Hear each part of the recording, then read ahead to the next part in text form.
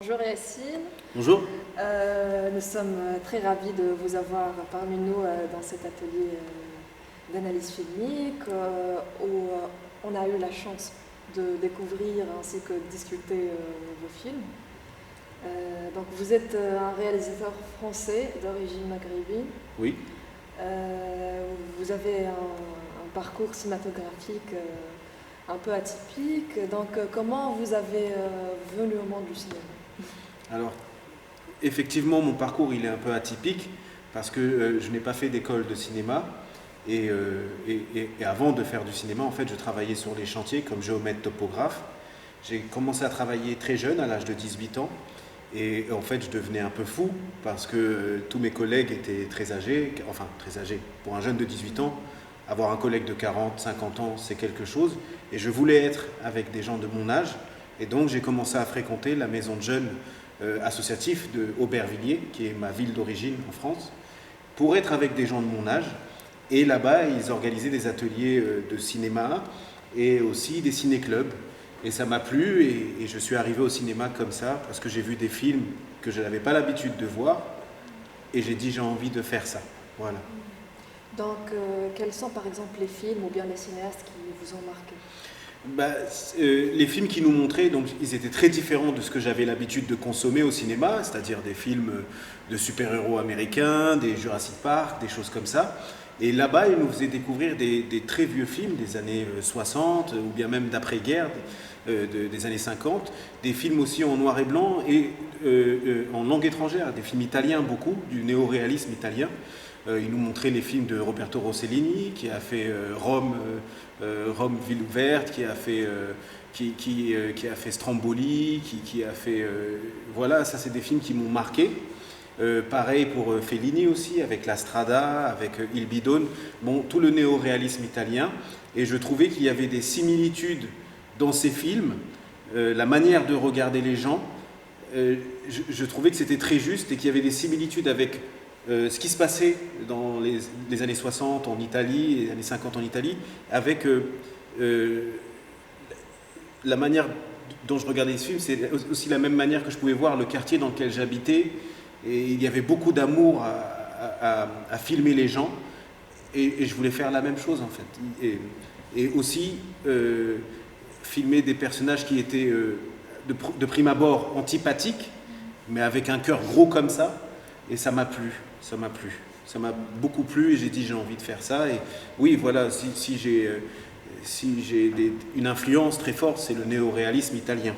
Oui, donc on va peut-être parler plus tard de cette influence sur votre démarche comme cinéaste. Mais avant ça, d'après vous, Yacine, d'où naît l'envie de faire un film? Et comment peut-on nourrir cette envie-là? C'est très différent pour chaque cinéaste. Bon, moi, je vais expliquer d'où naît pour moi une envie de faire un film. La première chose, c'est le comédien. C'est un gros coup de cœur pour la personnalité d'un homme ou d'une femme. Et c'est comme si, voilà, un coup de cœur amoureux, entre guillemets, amical. Et j'aime tellement la personne que j'ai envie d'en faire un film pour elle. J'ai envie que les gens le voient et ils l'aiment autant que moi je l'aime. Donc ça, c'est la première chose. Et après, il y a aussi s'attacher à une émotion pour écrire le scénario. Une émotion qu'on a personnellement. Ça peut être, à un moment donné de ma vie, j'ai été jaloux. Voilà. Pourquoi? Eh ben, j'ai envie d'aller étudier ce ressenti que j'ai. À un moment donné de ma vie, j'ai été frustré. Pourquoi? Des fois, je suis orgueilleux. Pourquoi? Et j'aime bien creuser pour, à travers le cinéma et le script, apprendre à me connaître davantage. Donc il y a le coup de cœur pour une personne, et deux, à la recherche d'un sentiment de pourquoi on est comme ça, et plus le sentiment est honteux, on n'a pas envie de le montrer, et plus ça m'intéresse. Voilà. Il y a aussi l'attachement à un espace particulier. Donc, on a remarqué que vous avez tourné tous vos films à Aubervilliers, oui. Votre quartier d'origine. Oui. Mais par contre, on n'a jamais vu des vues d'ensemble de ce quartier. Pourquoi ça? C'est un peu complexe, parce que je pense que je suis un peu complexé, comme on a tendance à catégoriser les films dits de banlieue, entre guillemets, en France. C'est-à-dire que quand on va faire un film en banlieue, on va dire que c'est un film social, on va vite le mettre dans une catégorie, mais on ne va pas dire que c'est un grand film sur le genre humain, entre guillemets. Voilà. Et puis moi, je suis très complexé par ça. Alors effectivement, j'ai tendance à resserrer. Et en plus de ça, comme je n'ai pas beaucoup d'argent, eh bien, je prends le choix de la facilité. Je tourne en bas de chez moi, je tourne avec ma mère, je tourne dans mon appartement, parce que ça ne me coûte rien. Le fait est de resserrer aussi la caméra sur mes acteurs. Ça me permet de ne pas contrôler tout ce qu'il y a autour. Parce que mine de rien, ouvrir le champ, prendre un grand angle pour avoir une vue d'ensemble, ça demande de l'argent. Parce qu'il faut des gens qui bloquent les routes d'accès, qui bloquent les gens. Tout ça, c'est un budget. Et moi, j'en ai pas forcément beaucoup de budget, donc je choisis la facilité. Et en même temps, ça me rassure parce qu'on ne va pas non plus catégoriser mon film plus rapidement que d'autres, en fait. Voilà. Donc, voilà. Donc, aussi, là, on peut remarquer que vos films ont été soit co-réalisés, soit co-écrits. Comment était votre expérience comme co-réalisateur et co-scénariste? Très bonne, très bonne. C'est quelque chose que je conseille à tout jeune réalisateur, comme moi qui débute, d'écrire à plusieurs, de même réaliser à plusieurs. Et alors parfois c'est compliqué parce que tout le monde a son idée, mais je trouve que c'est quelque chose de très bien parce que ça nous pousse à aller plus vite en fait. Et ça nous pousse aussi à la remise en question immédiatement. Quand on est en train d'écrire à plusieurs, il y en a un, il va sortir une idée, l'autre il va dire tout de suite bah, elle n'est pas si bonne que ça ton idée, ou bien alors quand on va sortir une blague, tout de suite voir si l'autre rigole. Et effectivement, si l'autre rigole, bah, effectivement, si elle nous fait rire tous les deux, c'est qu'il y a des prémices de quelque chose d'intéressant qui est en train de naître. Donc c'est plus simple d'écrire à plusieurs. Et aussi, le travail de remise en question, il se fait de manière plus facile parce qu'on a face à soi un contradicteur. Et je trouve ça bien. Et je conseille ça à tout le monde. Et puis aussi, ça permet aussi de clarifier, son intention. Voilà, de ne pas faire des choses dans son coin et après on ne sait pas pourquoi on les a fait. Là, on clarifie pourquoi on a fait ça. On est obligé de convaincre l'autre.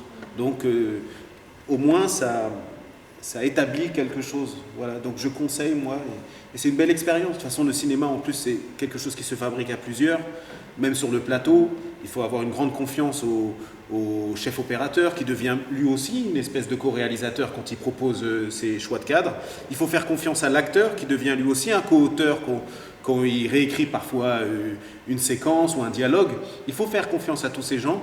C'est un métier où on est plusieurs. Donc plus on est plusieurs au début, mieux c'est.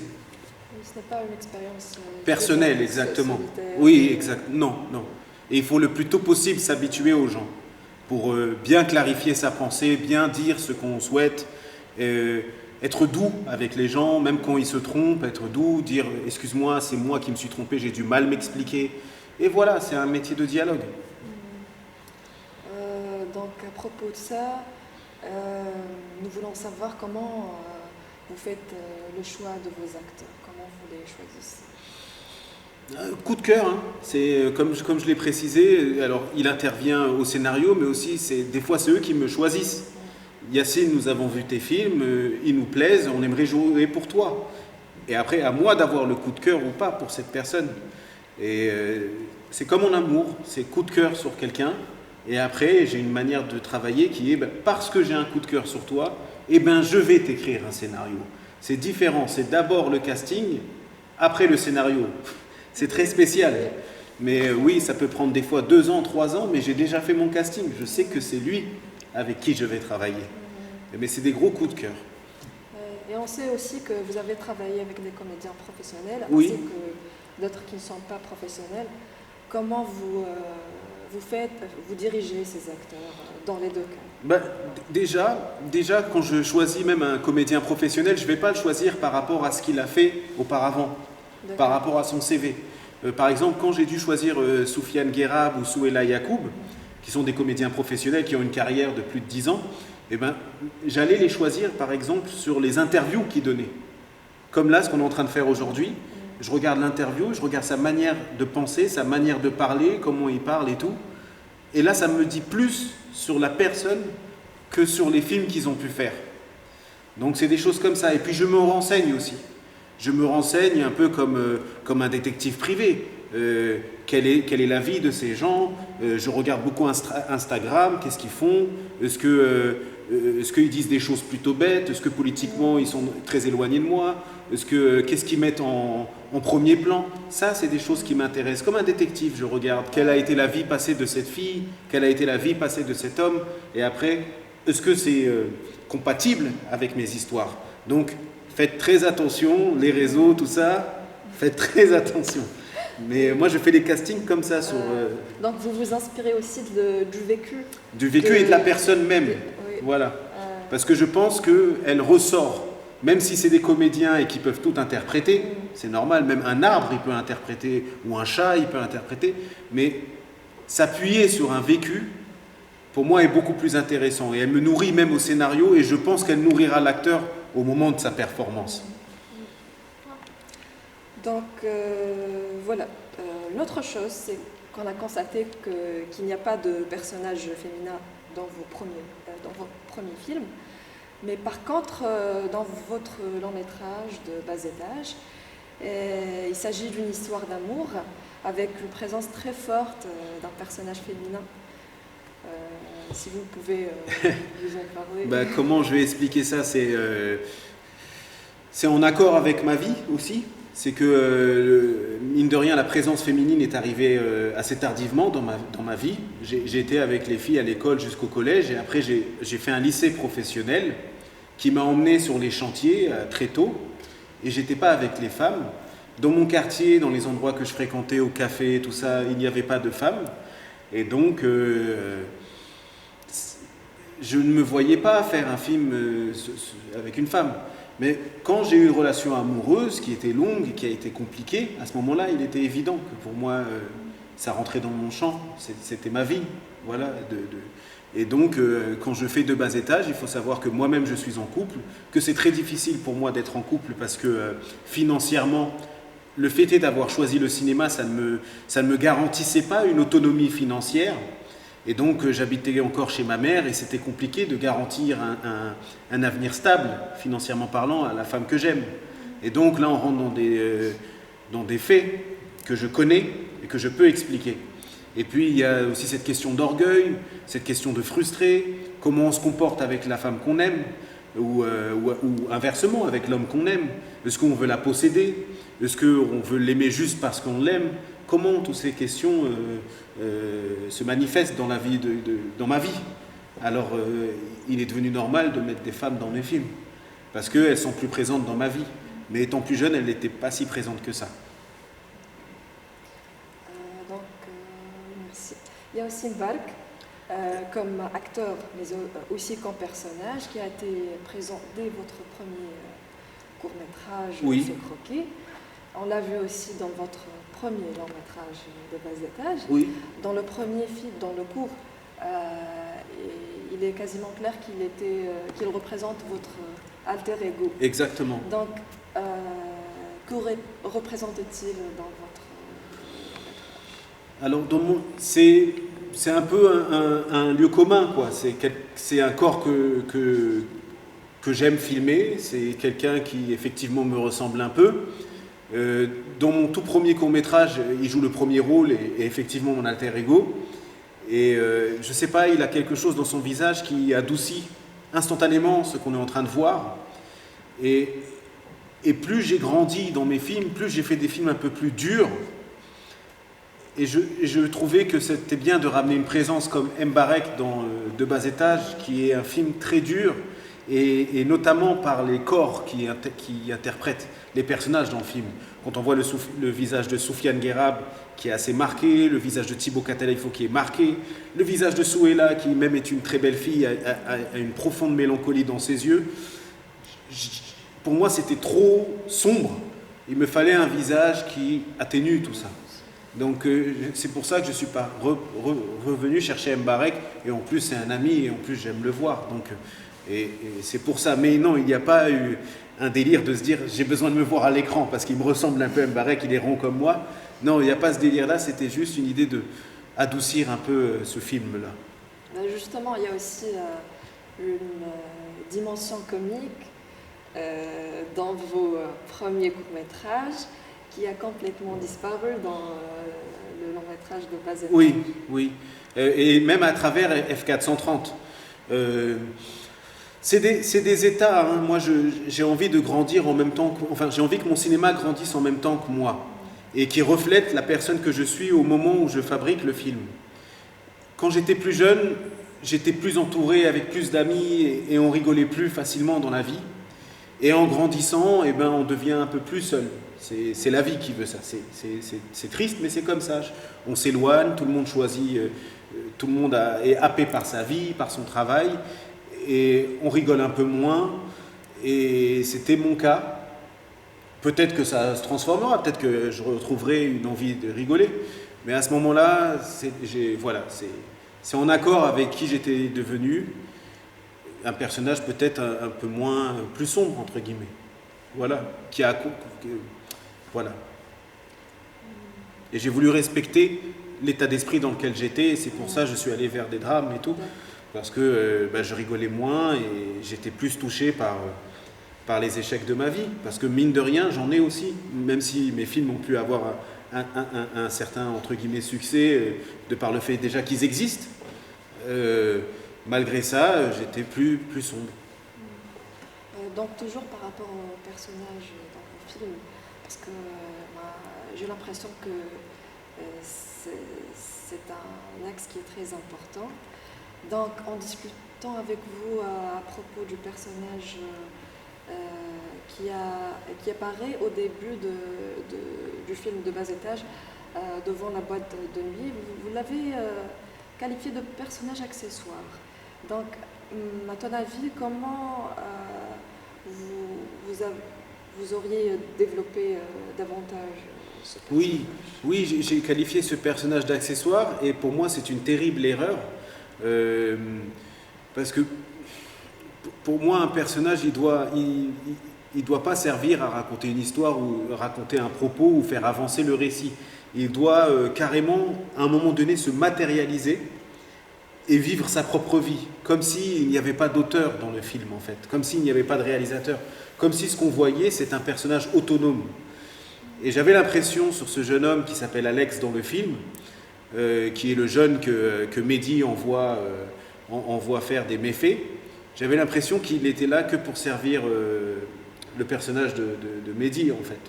Et je ne sais pas comment expliquer ça, je sais que c'est une erreur de ma part parce que au moment du tournage, on a dû couper certaines séquences et je les ai coupées un peu trop hâtivement et je n'ai pas pu réécrire et ça a donné ça.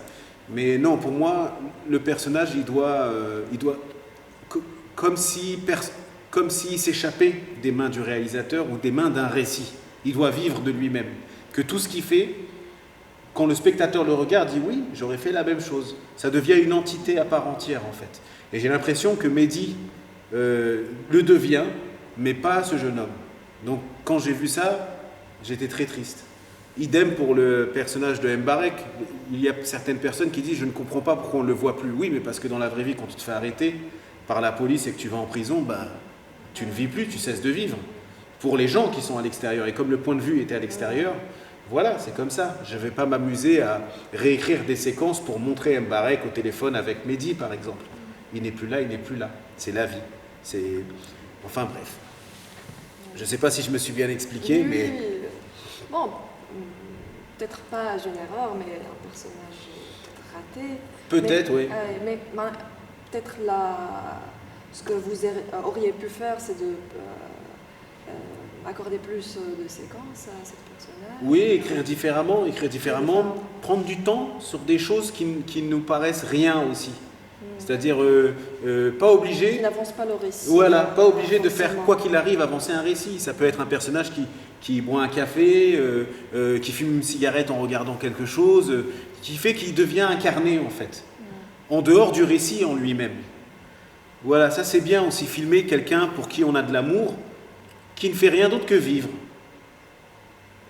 Et ça c'est beau en fait. Voilà, ça c'est beau et il faut savoir l'utiliser.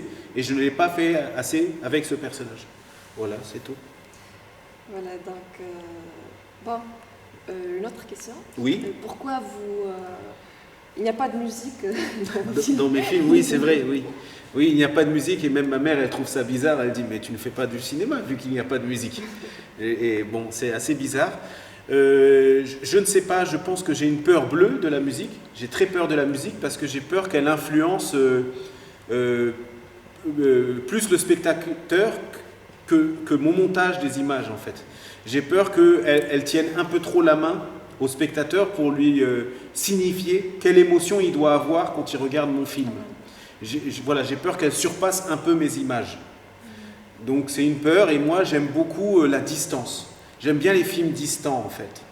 J'aime pas que par exemple un réalisateur il croit que je suis son ami en tant que spectateur, qui veuille à tout prix forcer une amitié, forcer une sympathie, forcer une émotion où on aura envie de pleurer pour le personnage.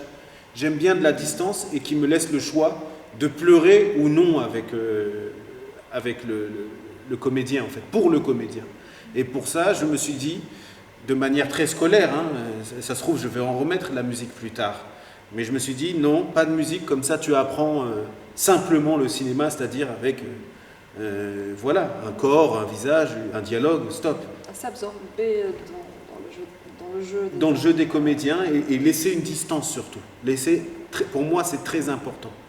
Quand je vois un film qui ne met pas trop de distance, je peux ne pas aimer. J'ai l'impression d'être pris en otage émotionnellement parlant. Et moi, j'aime la distance. J'aime pas qu'on croie que je suis un ami de tout le monde, en fait, en tant que spectateur. Donc, je refais ce que j'aimerais qu'on fasse avec moi. Voilà, en tant que réalisateur, je fais ça, voilà, en pensant qu'il n'y a que des Yacine dans le public. Mais bon, c'est pas le cas, hein, voilà. Justement, à ce propos, comment vos films ont-ils été reçus auprès des spectateurs? Ça dépend. Des fois, ils sont assez mal reçus, des fois, ils sont bien reçus. Comment ça, mal reçus? Des fois, ils sont bien reçus parce qu'il y a des gens qui disent c'est dingue, j'ai l'impression de reconnaître le personnage que tu filmes, dans ma famille, par exemple. Et ça me touche beaucoup, quand le personnage il devient tellement réel qu'il ressemble aux gens connus des spectateurs, ça me touche. Et parfois, il est mal reçu parce que étant maghrébin, je filme des maghrébins et parfois la communauté maghrébine, parfois, hein, pas tout le temps, des fois, ils n'aiment pas trop mes films parce qu'ils pensent que ça leur donne une mauvaise image. Il y en a qui prennent le cinéma comme un fait social, en fait. Ça doit les faire avancer dans leur vie. Ça doit donner une très belle image d'eux pour, Inch'Allah, quand ils demandent un emploi ou quand ils demandent un logement, il n'y ait pas de problème. Mais vous avez vu nos films, ils sont bien, ils donnent une bonne image de nous, vous voyez ce que je veux dire? Comme un fait social, c'est-à-dire une avancée sociale. Alors que pour moi, le cinéma, au contraire, c'est montrer même les choses les plus honteuses de nous pour pouvoir s'en affranchir dans la vie, entre guillemets. Et bon, des fois, c'est mal vu. C'est mal vu parce que je donne une mauvaise image. Quand je filme des délinquants ou des choses comme ça, ou par exemple dans De bas étage, où on voit qu'il parle mal à sa femme, et ben il y a des gens qui ne font pas la distinction. Il y en a qui vont dire ah, tous les Arabes sont méchants, tous les Arabes sont des voleurs, tous les Arabes. Vous voyez ce que je veux dire? Et donc, des fois, c'est mal pris, effectivement. Ils disent que ça donne une mauvaise image, parfois. Oui, j'ai eu beaucoup de fois de débats et les gens, parfois, ils me disaient on n'aime pas ce film parce que ça donne une mauvaise image, ça ouvre pas assez l'imaginaire. Et je peux comprendre ce reproche. Malheureusement, parfois, on réduit un peu les films à des questions de représentation, tout simplement. Et peut-être ce n'est pas toujours le cas. Bien sûr, il faut pas penser. Pour moi, c'est une impasse en fait. Il ne faut pas voir ça comme un. Vous savez, un film, c'est vivre les choses par procuration et être en empathie ou pas avec même un récit qui se passe. Moi, j'ai vu des films qui se passaient dans le Japon, au début du XXe siècle. Et j'avais l'impression d'être en empathie avec les personnes. Et j'avais l'impression d'être eux-mêmes, en fait, par moments. Alors que je n'ai rien à voir avec eux sur le plan civilisationnel, au niveau de l'époque. Mais quand je vois la balade de Narayama de Shohei Imamura, par exemple, mais j'ai l'impression qu'il parle de mon rapport avec mon père, de mon rapport avec ma mère. Et il n'y a pas besoin d'identification suprême. Je ne me dis pas c'est un japonais ou pas. Ou je ne me dis pas c'est un arabe, je me dis juste ce personnage vit quelque chose et à un moment donné, ce qu'il vit, ça me rappelle à ce que j'ai pu vivre et là ça devient magique en fait. Mais bon, mais effectivement il y a un problème, il y en a des gens qui en font un fer de lance de la représentation. Voilà. Est-ce que vous pouvez nous parler de votre prochain projet de film, si c'est possible? Oui, bien sûr. Ben, le prochain projet de film, comme je l'ai dit plus tôt, en fait, il va se faire à travers une rencontre avec un acteur dont je vais taire le nom. Mais voilà, c'est un acteur qui est venu me voir et qui m'a dit qu'il était intéressé pour travailler avec moi et ça m'a plu, ça m'a touché. C'est un acteur qu'on a plus l'habitude de voir dans des rôles comiques et il avait soumis l'idée, ça lui ferait plaisir de jouer dans un rôle dramatique. Ça m'a plu, son visage aussi me plaît, et sa personnalité me plaît. J'ai eu un coup de cœur pour lui et donc je vais écrire avec lui sur ça. Et enfin, un film qui tourne autour de sa personne en fait, voilà, comme c'est ce que j'ai fait auparavant. Et là aussi c'est une histoire d'amour et d'ambition entre guillemets. Et voilà, c'est un peu marrant parce que vous m'avez reproché, mais que j'avais pas beaucoup de femmes avant. Bon, maintenant ça devient l'objet de mes films, entre guillemets. Ils ont une place prépondérante. Bon, voilà, ça sera une histoire d'amour et d'ambition. Voilà, ça c'est pour le prochain film. C'est génial. Donc merci beaucoup Yassine pour votre présence. Merci à vous. Si vous voulez dire autre chose avant de clôturer. Non, j'ai pas d'autre chose. Si ce n'est que on est dans un atelier, on a passé un atelier ensemble, une semaine ensemble avec plein de jeunes et avec qui ont aussi des fortes envies de cinéma. Alors j'ai pas donné de conseils, hein, mais plutôt un conseil général sur la vie, plutôt d'être simple, d'être eux-mêmes, ça c'est très important. De ne pas chercher à tout prix la sophistication, je ne sais pas comment dire ça, mais de ne pas se compliquer la vie, d'être toujours simple et d'oser. De ne pas avoir peur en fait, de se tromper. Ce n'est pas grave si on se trompe. Avant de faire ce que j'ai pu faire, j'ai mis 14 ans presque, et j'en suis qu'au début en fait. Je ne suis pas tout à fait mature pour le cinéma qui demande beaucoup de maturité. Donc il ne faut pas avoir peur, il faut juste faire les choses et ne pas chercher à être parfait dès le départ en fait. Ce n'est pas grave si on n'est pas parfait. Donc voilà, juste oser et d'être au maximum le plus simple avec les gens, avec les sujets, de ne pas chercher à se compliquer la vie ou à être trop technique. Voilà, ça c'est le seul conseil. Et après, je sais que tout le monde est différent, donc écoutez-vous, voilà, écoutez-vous ce que vous avez envie et c'est tout. Et sinon, non, remercier Sentier, remercier INSAF, remercier tous les gens qui ont pu permettre cet échange avec vous et je suis très heureux de ça. Merci bien. Nous sommes également heureux. Merci Yassine et bon courage. Voilà. Merci.